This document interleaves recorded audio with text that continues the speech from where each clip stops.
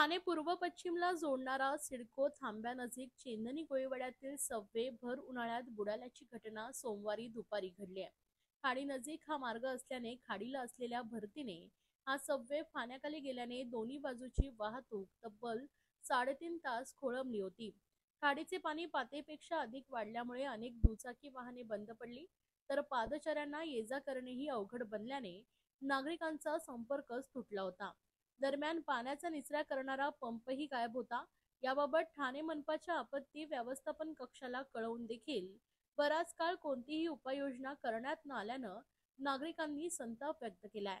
देशातील पहिली रेल्वे धावली त्या ठाणे शहरातील ठाणे ते कळवा रेल्वे मार्गावर असलेल्या रेल्वे पुलाखालून पूर्व व पश्चिमेला येण्या जाण्यासाठी ब्रिटिशकालीन सबवे सिडको परिसरात उभारण्यात आलाय। या सबवेला 2 मार्गिका असून त्यातील ठाणे पूर्वेकडून पश्चिमेकडे जाणाऱ्या मार्गिकेत सोमवारी कमरे इतकं पाणी साचल्याने ही मार्गिका ठप्प झाली, तर पश्चिमेकडून पूर्वेकडे जाणाऱ्या वाहिनीवर देखील पदपथांच्याही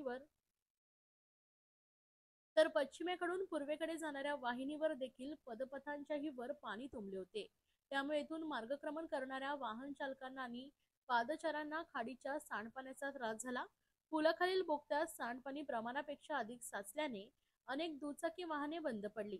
दुसरीकडे हा मार्ग बंद झाल्याने दोन्ही बाजूला वाहनांच्या लांबच लांब रांगा लागल्याने अभूतपूर्व वाहतूक कोंडी झाली होती।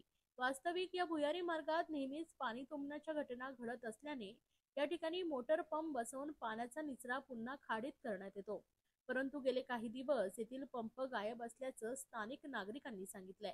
या संदर्भात ठाणे महापालिकेच्या आपत्ती व्यवस्थापन कक्षाकडे तक्रार करूनही कोणत्याही उपाययोजना केल्या गेल्या नसल्याचं नागरिकांनी सांगितलंय।